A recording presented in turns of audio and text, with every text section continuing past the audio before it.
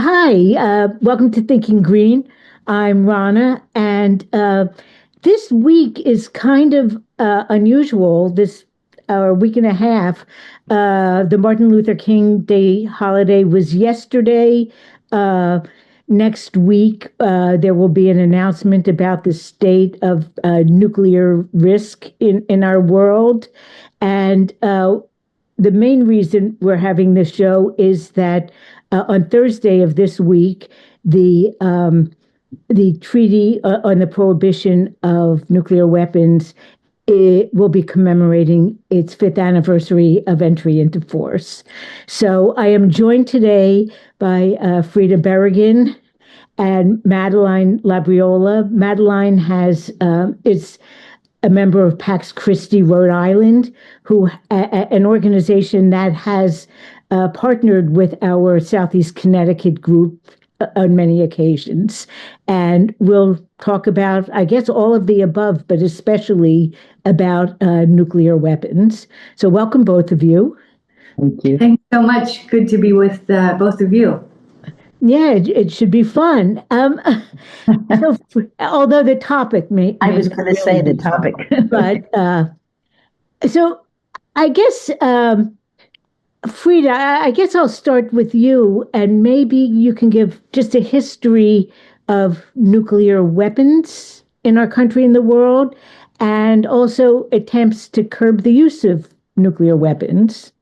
Sure. Well, yes. Thank you for focusing on this critically important, no pun intended, critically important topic that most people in the world, and certainly most Americans, would rather forget about, would rather not think about, because contemplating the end of the world as we know it is a sobering task indeed. But on August 6, 1945 was probably the first time that most people on planet Earth thought about nuclear weapons, or maybe a couple days later, because we didn't live in this 24-hour kind of instant news cycle at that point. The United States, under the presidency of Harry S. Truman, dropped what we would consider today a very small nuclear weapon on the Japanese city of Hiroshima. And it was a hot summer day there in Japan. The war in the Pacific had been going on for quite a long time at that point. And this bomb dropped and incinerated tens of thousands of people in an instant. In the course of just that year, 200,000 people were killed by the immediate effects of radiation and the aftermath. 3 days later, the United States dropped another bomb, another nuclear weapon on the Japanese city of Nagasaki. And so that was kind of the beginning of the end. We were in an arms race with the Soviet Union at the time. And, you know, while our kind of popular understanding of history says that those two uses of nuclear weapons on August 6th and August 9th of 1945 ended World War II, it really was the opening salvo of a much longer and much more deadly war, which is saying something because, of course, World War II, killed millions of people and reorganized the entire globe. But the scholarship of a man named Gar Alperovitz and other historians have, since concluded that the United States was ready to accept the surrender of the Japanese emperor at that point, and that the bombings of Hiroshima and Nagasaki were not militarily necessary to end the war, but they did signal to the Soviet Union that the United States had this capability, that we had gotten there first, and so we were off into this new Cold War with the United States. Over the next 30, 40, 50 years, the United States and the Soviet Union were kind of locking horns the entire time. And we came very close to a nuclear conflagration repeatedly. But each one of these kind of moments at the brink or episodes at the brink also brought us arms control. And so coming close to nuclear destruction was a sobering reminder of the power that these two nations, the Soviet Union and the United States, had. And throughout the course of those decades, our two countries built up a whole, what we could understand as a whole architecture, a whole web of arms control treaties that have effectively given us what Jonathan Schell called the gift of time, right? That we still are here and that we didn't all perish in 1963 or in 1981 or at any other juncture along the way. Throughout that same time period, though, other nations developed nuclear weapons of their own. And so by the 1970s, there were 5 nuclear weapons states: the Soviet Union, the United States, of course, but also the United Kingdom, France, and China. So those 5 countries all had nuclear weapons. They also all happened to have seats on the Security Council of the United Nations. In fact, they were what's known as the P5, the permanent 5 members of the Security Council, and then other states cycle through. And this felt like a stable enough number of nuclear weapons states that the leaders of those 5 states decided, in part because other countries were developing nuclear weapons. South Africa was developing nuclear weapons. Mexico was developing nuclear weapons. Other countries in Europe and Asia were developing, were somewhere along the road to nuclear weapons capability. So out of a concern for proliferation, more countries getting nuclear weapons, those permanent 5 states who had nuclear weapons decided to offer a bargain to the rest of the world. And the bargain was thus: we will disarm slowly and deliberately over time, and you, the rest of the countries of the world, will not pursue this capability. In exchange for this, we will also help you figure out how to power your development as becoming first world states. We will help you power your development with nuclear power. So this was the bargain that was enshrined into international law, known as the Nuclear Non-Proliferation Treaty, something that just rolls right off the tongue. And the countries of the world took at face value this promise for disarmament that was embedded in the Nuclear Non-Proliferation Treaty. And Mexico gave up its nuclear weapons program. South Africa, under apartheid, gave up its nuclear weapons program. Other countries of the world at different stages along the way, mothballed these programs for the safety of all of us. But what didn't happen, and then countries got nuclear power in exchange, and we can see from 1974 into the 1990s a real. I want to use the word proliferation just because I love saying it so much. But we saw a nuclear power kind of move all over the place, particularly in the 1970s. Particularly before the near meltdown at 3 Mile Island in 1979 in Pennsylvania. A meltdown of a nuclear power plant there, which sort of shined a light on the precarity and dangers posed by nuclear power, something that many within the anti-nuclear community had been very concerned about. So anyway, not to get stuck on this, but so the Nuclear Non-Proliferation Treaty, was international law for a very long time, and but I already mentioned that Russia in the United States weren't actively disarming, getting rid of nuclear weapons all through this time period, nor was France, the United Kingdom, or China. But there was this kind of stability that was there. And then, of course, lots of progress by other countries not developing nuclear weapons.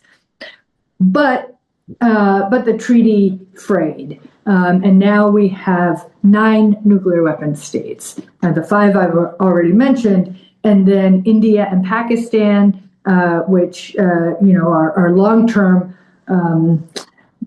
enemies, rivals, contenders on the global stage.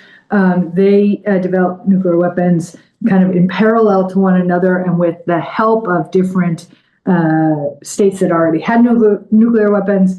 And then North Korea developed nuclear weapons. And of course, Israel is a nuclear weapons state as well. So those 4 countries became nuclear weapon states outside of the NPT, as it's called, and in many ways with the tacit support of one of the permanent 5 members of the Security Council. And so that's one kind of whole part of treaty architecture. Another is the what's called the Comprehensive Test Ban Treaty, which said that after many years of above ground testing, basically blowing up nuclear weapons in the desert of our own country on Native American land, on Shoshone land in particular, and blowing up nuclear weapons in the seas in the South Pacific, in the kind of homelands and land of indigenous people throughout the South Pacific. The United States, France, the Soviet Union were the main perpetrators of nuclear weapons testing. They promised in the Comprehensive Test Ban Treaty to no longer test nuclear weapons, first above ground, and then it moved underground, and then it moved to the lab, right? And now at this point, we have the technology to be able to test nuclear weapons basically on computer screens.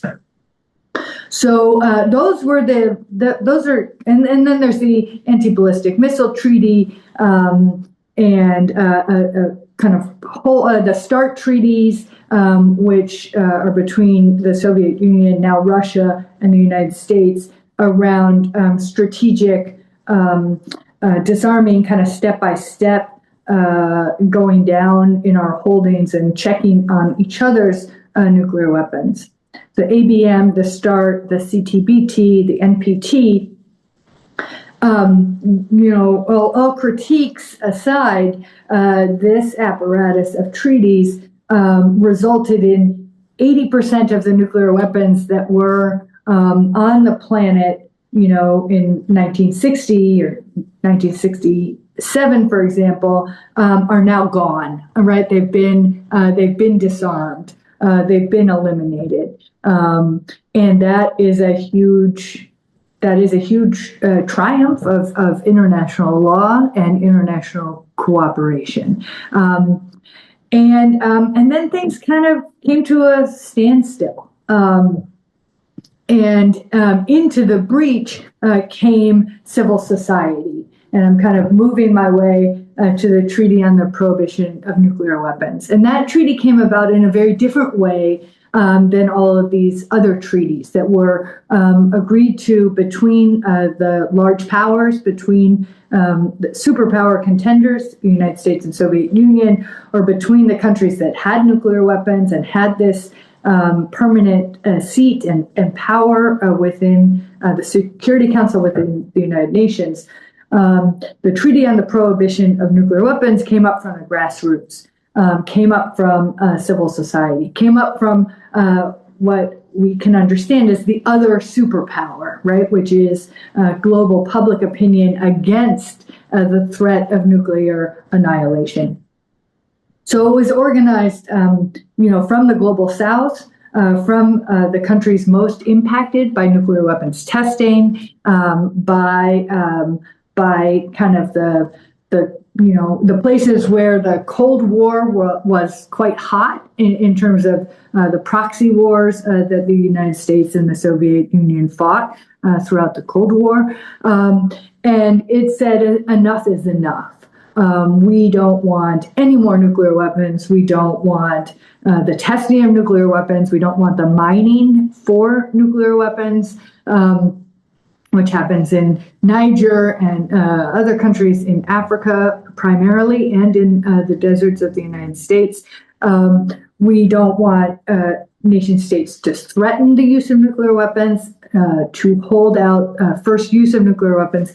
Anyway, so this kind of came up from the bottom, and by the time it came to the United Nations, there was already this broad consensus on the points within the Treaty on the Prohibition of Nuclear Weapons. So it was signed into law, into international law, on January 22nd, 2021, which is the anniversary, the 5-year anniversary that we'll be celebrating January 22nd. We'll be celebrating that anniversary this coming Thursday. And the United States, Russia, the other nuclear weapons powers stand outside of this international consensus for global disarmament. And we do so at our peril, right? So one of the reasons we're standing out with signs this coming Thursday is to, celebrate this extraordinary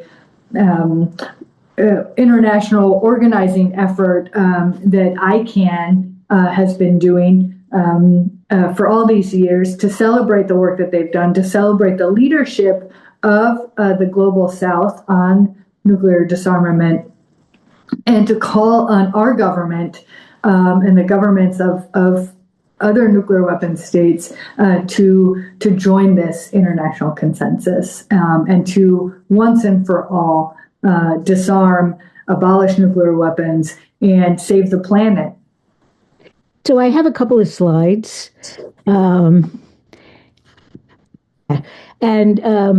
This, I think was the banner from, as soon as it entered into force.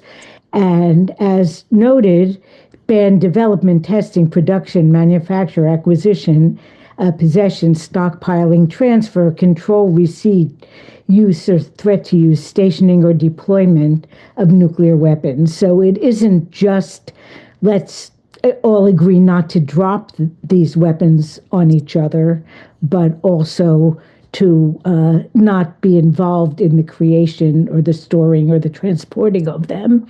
And let's see, okay, there.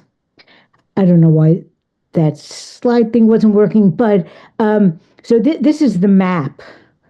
And so now there are 99 nations of the world who have either ratified the treaty or are working on it, are committed to it. And, it's really clear that for the most part, the big powers of the globe are not the signers. And I have one more picture, maybe from our first demo, our first year. It might have, I don't know, was it 2020 when it entered into force, or 2021? I'm not sure, but we had. This is January of 2021. This was 2021. Okay, yep. And we can tell everyone is masked up. Yep. And people were actually lining all along Howard Street, and also along where the little plaza where the Columbus statue used to be. And you can see they're holding signs, a lot of them thanking each of the countries that had signed on. And I had found another photo that I'm sorry I missed, because I think over on Bank Street, Pax Christi, Rhode Island was there. I had found one photo from back then It'll say, oh, I did the slideshow already, but here I see the banner. So, Madeline, Pax Christi is kind of banded together with our Southeast Connecticut Committee, which is a collaboration of a lot of different organizations for peace and justice, pretty much since the beginning of this. Can you tell us a little bit about Pax Christi? I love to. And thanks, Frida, for that history lesson there. It was great. I lived through all that, you know. I was born in 41. So when we talk about trauma, I was doing more, interest about trauma. Maybe that's why I'm the peace activist I am today, because I was born and remember when the bomb was dropped, I was 4.5. And I don't know, maybe it's part of my, my psyche now. But anyway, so Pax Christi has been very active in this for quite a long time. Pax Christi USA, and many, they have many chapters all over the country, and each chapter kind of chooses their one or two issues that they want to concentrate on, and many have chosen nuclear weapons and the elimination of and disarmament as their goal. I just wanted to say that the Vatican was the first state to have been staunch supporters of the elimination. In fact, when you think about it, deterrence, which was the reason why would say, well, we're never going to use these, but it's going to scare everybody. And people thought that was a good idea, and now the popes and other people saying that is not a good idea. That really doesn't work at all. It just gives people permission to spend billions and billions of dollars on building armaments that they say they're never going to use, but we also know that you may not intentionally want to use them. It could very easily be accidentally used as well. So, but Pax Christi, Rhode Island has an interesting story that I wanted to share because I moved to Rhode Island about 10 years ago and have been involved with Pax Christi Rhode Island. And one of their main thrusts all that time has been nuclear weapons. But in the past 6 or 7 years, we've been have a huge presence in public witness. We have a person who makes these huge banners, which will show a slide of nuclear weapons killing children. You can't miss them. It's not like a little 3x5 sign. And they've been all over mostly Providence, but other places as well. Jamestown, we had it in Rhode Island. I mean, in Westerly, where I live. So they've been doing this faithfully for a long time. And I'm proud to say that in 2019, listen to me, 20, let me get the date right. In 2022, the Senate of the House of the Senate of Rhode Island passed a proclamation, and in 24 passed. So we're the 5th state to proclaim that we're against nuclear weapons. I don't mind, I'll just read, it's only a paragraph, but it seems like it's important. The resolution says that we urge the federal government to pursue a broad range of measures to reduce the danger of nuclear war, to sign and ratify the TPNW, to make nuclear disarmament the centerpiece of our national security policy, and to spearhead a global effort. And by those two legislative bodies signing on to the majority, I don't have the exact numbers, but it wasn't slim, says a lot, I think, about maybe Pax Christi's efforts to get this out in public for people to know, leafleting, lobbying our congresspeople, having articles in the newspaper. So this grassroots effort to make people aware of it, I think, resulted in us becoming the 5th state in the United States to pass this proclamation.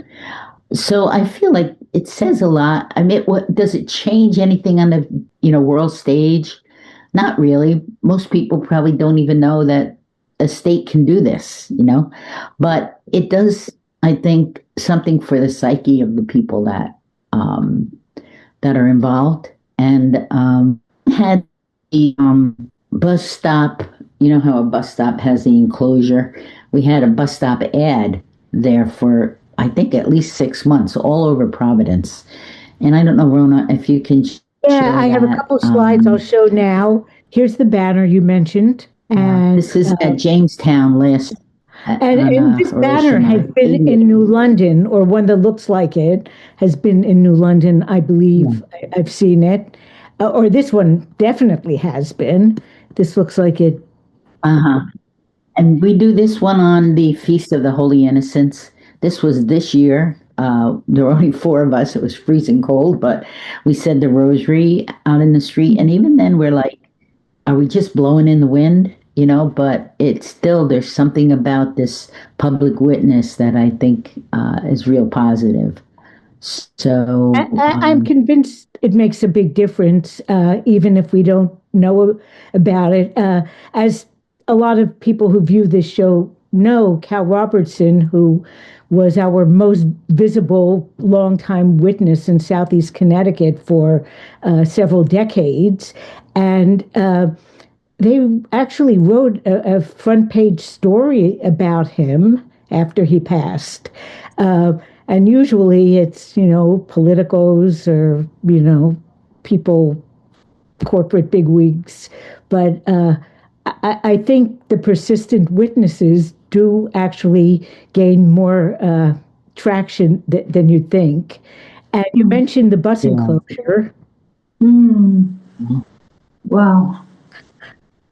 What kind of response So, did you get to that? we really couldn't track it for some reason. You see the QR code. We tried to find out how many people use that. I don't think we were very successful again, it's like these under the radar kind of thing. They're there. People read it. It raises their awareness and their consciousness. But to know exactly, and it asks them to write to their Congress people, to but I can't see the little print anymore, so I don't remember exactly. But just telling people that you need to know about this and to take action by letting your Congress people know.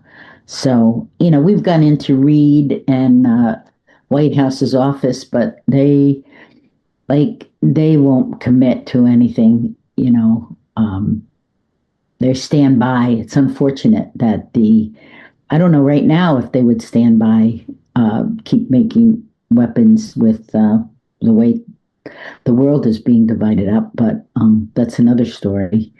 So I think that was our little way in Little Rhode Island to make a statement, and I think it was successful because they did pass the proclamation. I'm very proud of that. And of course, we are based in, Jesus's message of nonviolence. And we're trying to find every way we can to encourage people to, and this is the ultimate violence, really, because there's no winners. So, I don't know if there's anything else I can say. Oh, I know that we had in USA, in Pax Christi USA, we had Archbishop Wester from Santa Fe write a letter that's been published all over the United States, which I could have sent you a picture of, but that many thousands of copies were printed by Pax Christi USA to everyone. Yeah, and I'll a copy of it and I'll hold it up. Yeah, well, I don't know why, but I hate to say it. Oh, your video is back. It was gone for a little while. Okay, can you explain? This is Archbishop Wester.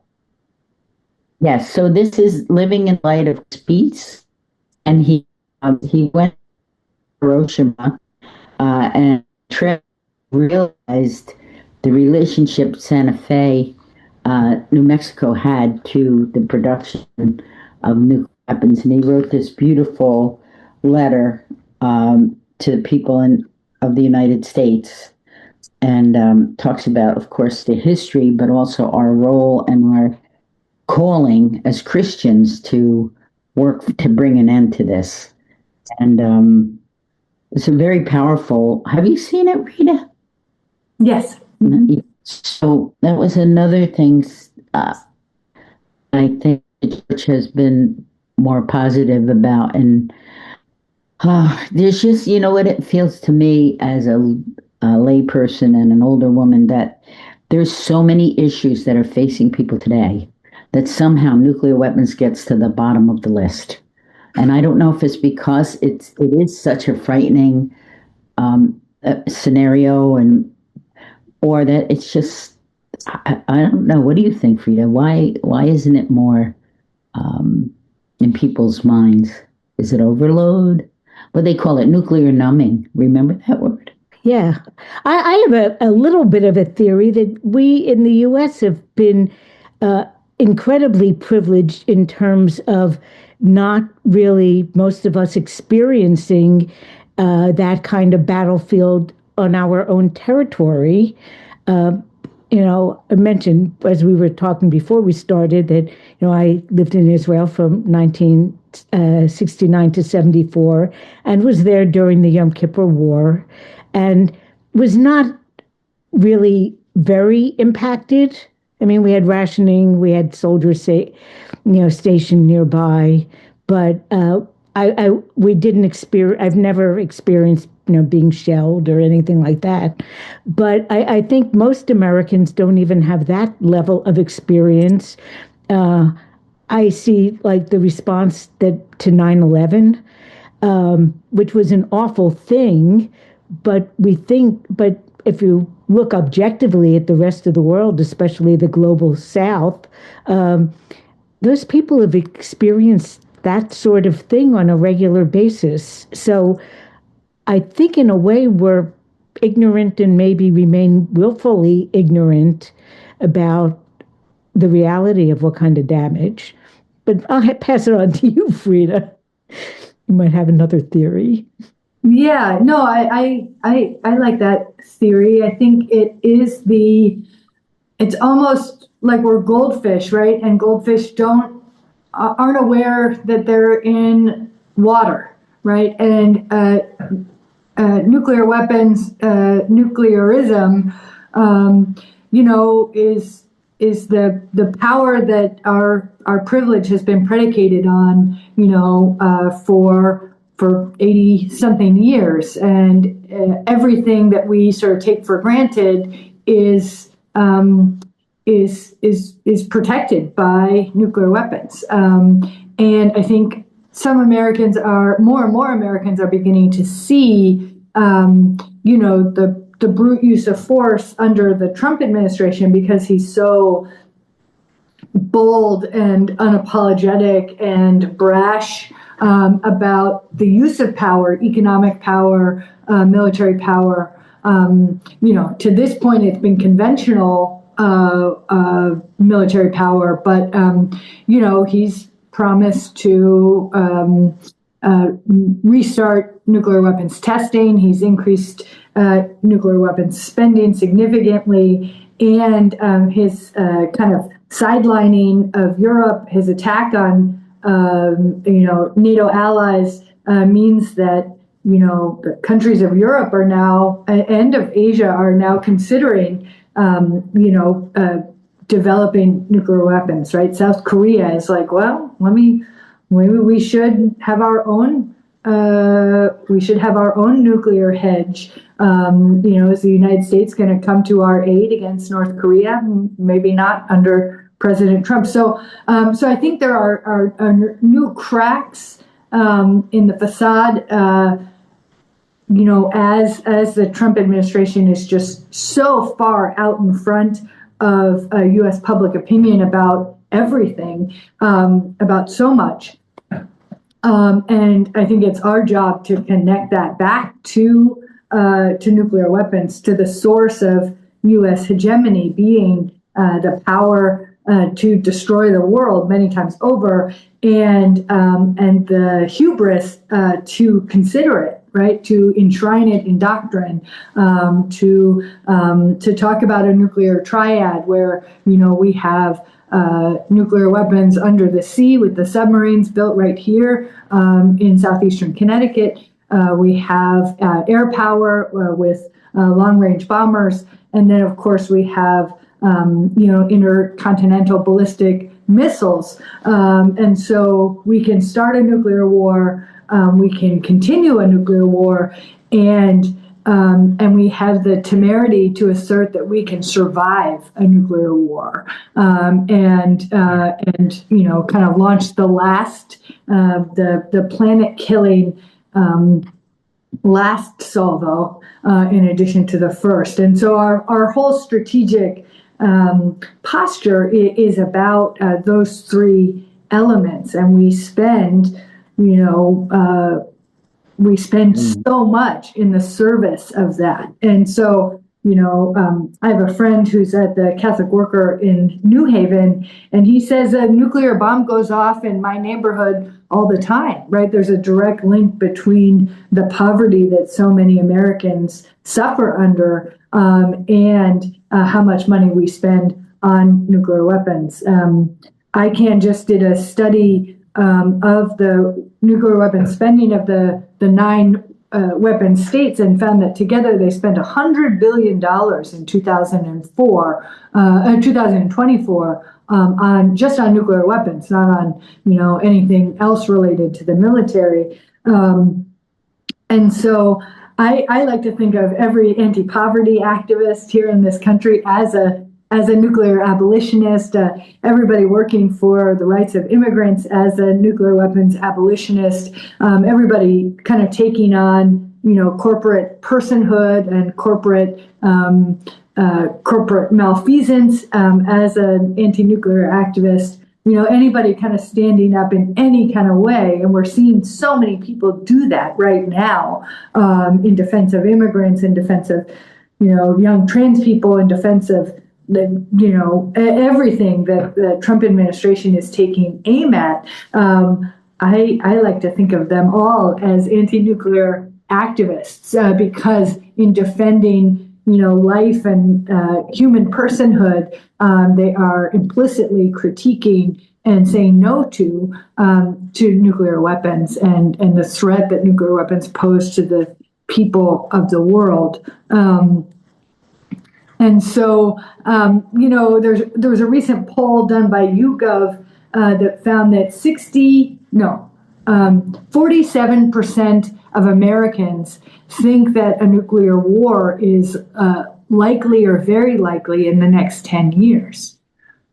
And that's the highest it's been, since the hot days of the Cold War. 67% of those are Democrats, and the rest are Republicans. And I think that says something very, very serious about where we are right now with new threats of nuclear proliferation. Russia threatened nuclear weapons against Ukraine, which is insanity because they're neighbors. They're so close to one another. Well, I guess Russia is a massive country, but Israel, in many ways, was able to perpetrate its genocide against the people of Gaza, the people of the West Bank, not only because they have nuclear weapons, but because the United States, they're under the United States' security umbrella and the largest recipient of U.S. conventional weapons and military aid. But now Saudi Arabia is thinking that they might pursue nuclear weapons development if Iran keeps going in the direction it's been going since the Trump administration stepped out of the joint cooperation agreement that's been in place since 2015 with Iran. And then Turkey might, if Saudi Arabia has nuclear weapons, Turkey would pursue them as well. And then we have a new member of NATO, because of course Turkey is a member of NATO, developing nuclear weapons, and that's going to kind of, present an example for other countries to follow. So we're at this very, very critical stage, And we're a country sort of in uprising right now in all of these very, very militant, very strong ways. But it seems like it's sort of our task to connect those dots, and to, sort of say that as we're doing everything else, let us also be speaking out on behalf of disarmament, on behalf of the planet, on behalf of nuclear weapons abolition. So I want to back a little bit to the Catholic Church, the Vatican. There was a change with Pope Leo being installed, fairly recently, and it must, to me, I'm not, a Christian, and it seems as though Christians who are really believe in following Jesus have kind of been outshouted by like Christian nationalism. What role can, I don't know, groups like Pax Christi and Catholic worker groups play in combating that? And what, is Pope Leo supportive of it? Do you feel as though the Vatican can be a real source for peace? Well, I do. I'm certainly hopeful. Being an American, I think, understands probably better than any other pope what happens in our country. And he has spoken out and has, in the past, even on his January 1st, which is the World Day of Peace, his statement was about disarming and how important it is for us to move toward nonviolence. And there's a big movement in the church for a nonviolent initiative. It would be wonderful if the Catholic Church could become a church that pursues and believes in and holds up nonviolence as a method of solving problems. There's some wonderful, wonderful people working on that issue. And Pax Christi is an international to push the nonviolent initiative and to teach people. And they have examples of it all over the world of how nonviolence and cooperation and dialogue has solved problems. But of course, we don't hear about getting the attention that they should. But I think with Pope Leo, I'm very, very hopeful because he's not afraid to speak out. He's not afraid to call those, and again, I don't want to point my finger at anyone else, but those people who call themselves Christians, but really don't seem to be following the message that I believe Jesus sent us, which was not to do harm to anyone and to accept anyone. And I think we're very far from that at this moment. But it is a critical moment, Frida. I mean, I totally agree with you. It's a critical moment for everything. And hopefully the people will have the last word, But I was going to say with 12,000 nuclear, when you tell people there are 12,400 and something nuclear weapons in our current arsenals, they I think people still think we only have a few nuclear weapons, and the idea that you would need that many, well, you don't need any, but into the economics of where, like New London, for instance, right? If that industry were to leave and nothing was there to take its place, then that would be a real shock to the people in New London and the economy of the area. So there's all that, of how we convert. I mean, to me, it sounds like it would be easy, convert to making windmills and panels and life-giving technology as opposed to building submarines. But it's probably not that simple. Windmills is kind of a sore subject in New London right now because we did convert our multi-purpose state pier to only being a staging point for windmills, and twice within the last couple months, the Trump administration has halted the windmill production, and then a court has reinstated it. And so, I mean, the the military industries do seem to be stable. And it's very frustrating to me personally that it's not just jobs, but any housing that's being built is being geared towards electric boat employees. The kinds of retail that we're seeing approved is taking into account, that the people moving in are EB employees and mostly single ones, because the assumption is that once they're married, they start having kids, they'll buy a house in the suburbs. So I've looked at voting, records, and people who live in some of those apartment buildings that were built to house mostly the, EB employees. They vote in presidential elections. They don't vote in local elections. They don't really feel permanent here. So there's even a downside to the economic boost. And I wonder if in some parts of Rhode Island, I don't know how big an employer, the Underwater Warfare Center is in Newport, but you've got some military industry there as well. Just on this this topic, if I might, I was thinking about how electric boat General Dynamics is expanding here in southeastern Connecticut. They just bought the Crystal Mall. And are kind of going to move into our failing retail hub, the Crystal Mall. And I kind of thought that I was not quite tickled, but I was struck by how it's the opposite of beating swords into plowshares. It's turning buckets of wings into bunker busters, because one of the viable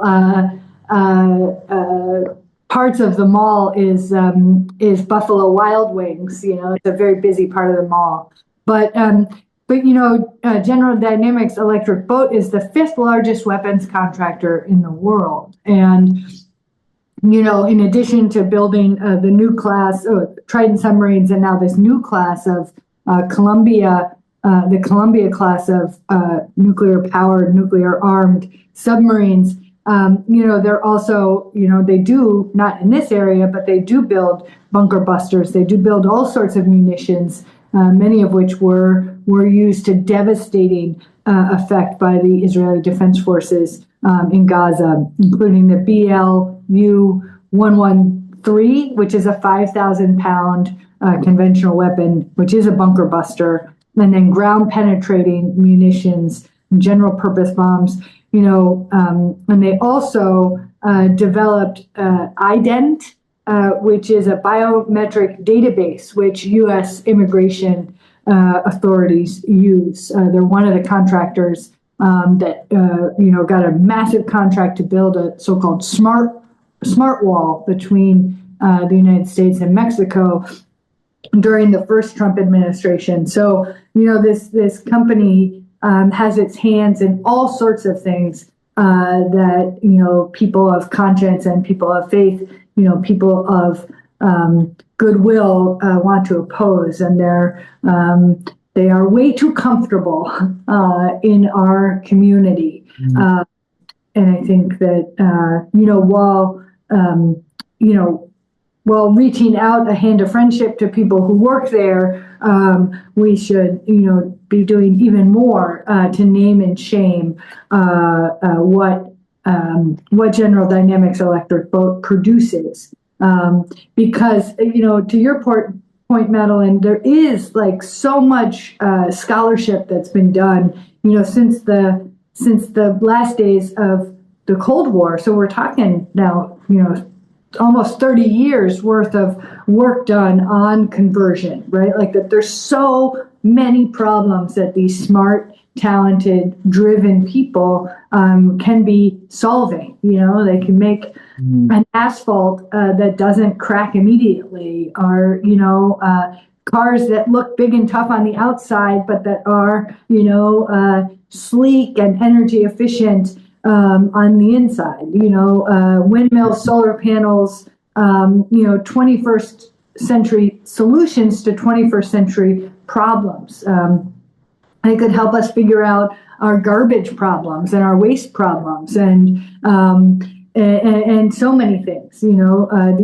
These folks are so much smarter than I am, right? And it is a failure of imagination on a grand scale, on hundreds of billions of dollars worth of scale, that they are using all of their smarts, like that the only viable career path for an engineer is within the engineering, the end of the world, is so tragic. It's such a perversion of our humanity, especially when there's so many problems that need their attention. And so that's something I think about, whenever I pass by their engineering division at the edge of Fort Trumbull here in New London. And so anyway, that's something I'll be thinking about when I'm, freezing my tuchus off on Thursday afternoon. We're gathering at 1:15 at the Pequot Circle there in front of General Dynamics in New London, gathering at 1:15 and staying till about 3:15. We know that this isn't convenient for many working people, but this is when a major shift change happens at General Dynamics Electric Boat, and so we're able to catch a lot of eyes of people leaving General Dynamics there. Oh, I got the time wrong. I'm sorry. 1:45 to 3:15. That's much better. It will be very cold. So if you're watching this, please join us. We'll have banners about the Treaty on the Prohibition of Nuclear Weapons. We'll have some signs, and we'll also have large banners that we inherited from St. Francis House around, with some salient messages from Martin Luther King about disarmament. Oh, yeah, and I have those too, but let me find them. Yeah. Okay, share. Well, while you're looking at that, I just wanted to say, we've done a lot of handing out of leaflets at like URI on the International Day, and young people are not aware of the amount of nuclear weapons we have or what they can do, and their response is always really positive. So the more information I think we can get out, a couple of years ago, and with the kids from the college, I think it was Holy Cross maybe Boston College. You remember that? And yes. they were like, most of them had no idea the issue of nuclear weapon, why it to be involved. And I think that's really important. But leafleting and giving out information's really important. So keep going. I don't want to take over Martin Luther King's beautiful quote here. No, I put these banners in. These are the two banners that we have had for years in New London. And I think, unfortunately, a lot of Martin Luther King memorials try to kind of paint a more, sanitized version, having a dream. But really, it's pretty stark what he did say, that we really have to make a choice of what road we're going to follow. Now, we don't have a lot of time left, but I did want to talk a little bit about the nuclear clock. Oh. And because that's another convergence right at this time of year. And let me see if I can find that. I always try to cover that clock. Yeah, okay. So who wants to talk about the nuclear clock? Yeah, so the Doomsday Clock. Go ahead, Frida, because I know about it. Okay. The Doomsday Clock was developed by the Bulletin of the Atomic Scientists, which is a periodical and the intellectual home of Albert Einstein and other scientists who saw what happened in Hiroshima and Nagasaki with utter panic and devastation. So every year around this time, the scientists at the Bulletin try and assess how close the planet is to nuclear midnight, to nuclear annihilation. And when I was a kid, in the late 70s, early 80s, we were 3 minutes to nuclear midnight. At the end of the Cold War, in 89, 90, 91, the Bulletin of the Atomic Scientists moved the clock backward, back in time, to 7, 8. I think at one point in the 90s, it was 17 minutes to nuclear midnight. And then after 9/11 and the beginning of the global war on terror, and with greater nuclear weapons proliferation, it's moved closer again. It was moved to 89 seconds to midnight last year or the year before last, in part because some of the dangers, the precipices that we have identified throughout the course of this hour. It has never been closer than 89 seconds to midnight.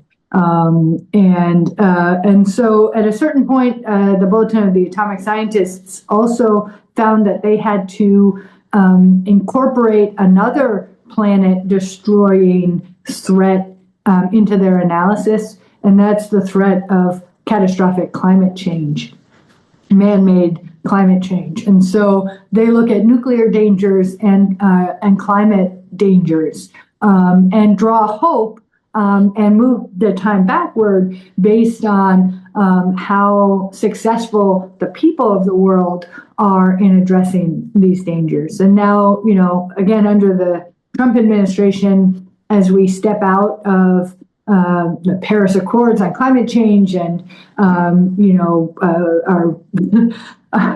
drilling and opening up new parts of our nation to drilling,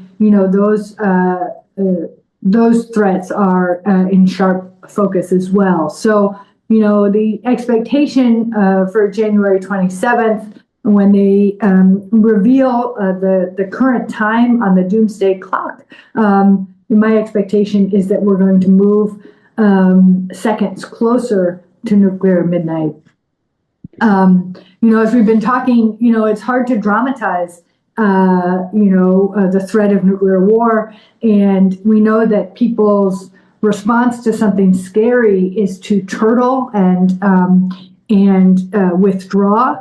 And so the Bulletin of the Atomic Scientists seeks to kind of put it into like a framework that we can understand, right? That we understand time, we understand, the expectation, we understand wanting more time for things. And so, so this graphic portrayal has over the years become iconic, and it's become an important way to measure progress and lack of progress, or progress in the wrong direction.